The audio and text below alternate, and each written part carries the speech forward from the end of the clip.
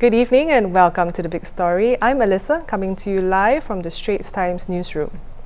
Now, be prepared to pay more for your journey when you take the bus or train from December 28th.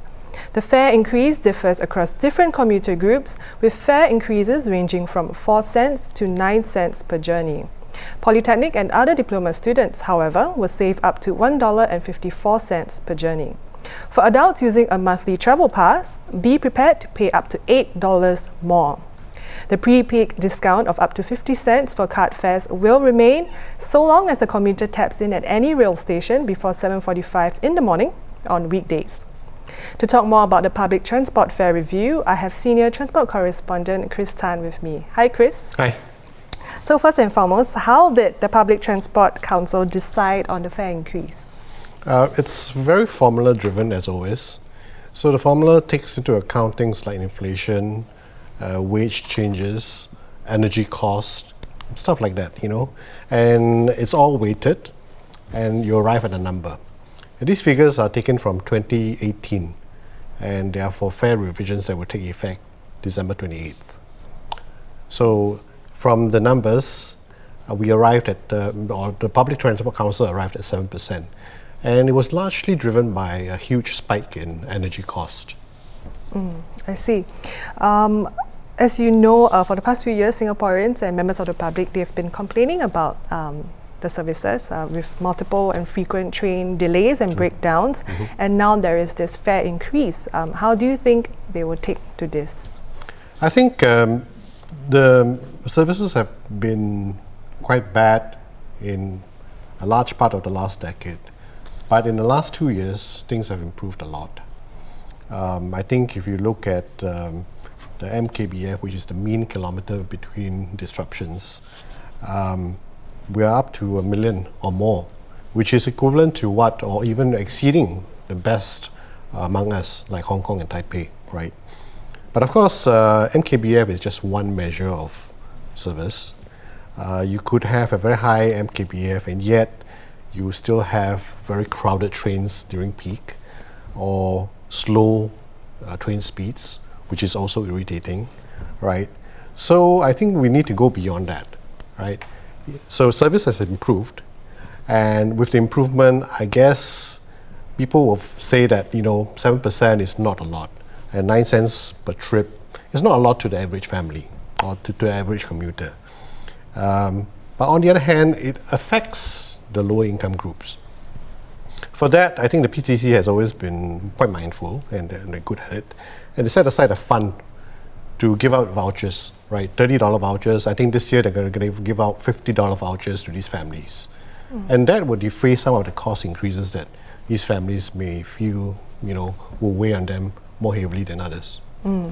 So even after the fare increase, Singapore will still rank second in terms of having affordable public transport. We have a graph here, you can take a look. So what are the markers used to decide whether public transport is affordable or not? I think the ranking against the other cities is just as kind of to kind of check on us to see how where we stand among the major cities in the world in terms of affordability.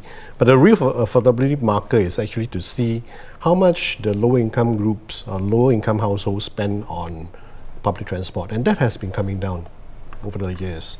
So that kind of reassures the council that actually, in reality, families are not spending more than they should on public transport, or rather transport costs actually takes up a very small percentage of their household expenditure. That's the marker they use. I understand. So having said all that, what is your personal opinion on the fare review?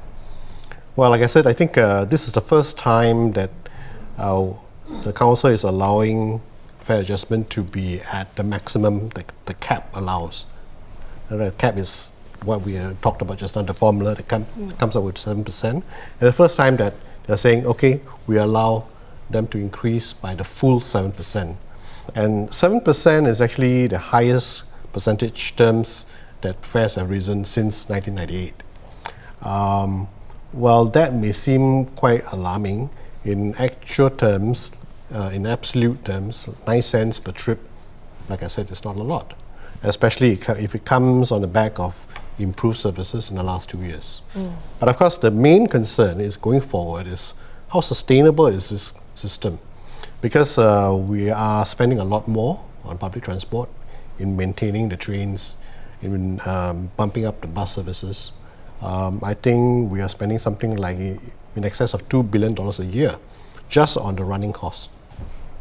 So fares have, in previous decades, been able to cover costs.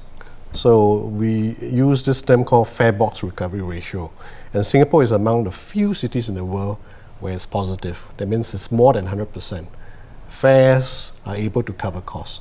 But in recent years, in the last 2 years or so, we are spending a lot more because we want to improve, for instance, the MKBF, which costs money, right?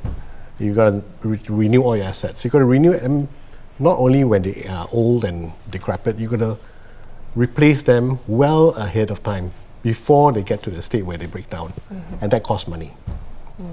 So how sustainable this, or how our fare box recovery ratio will be like in the next few years, that will remains to be seen. Yeah, remains to be seen, and I think it will fall below 100%. And I think government subsidies will have to come in, and public subsidies will have to increase. And I think there's nothing wrong in that. All public transport in the world, they're all subsidized.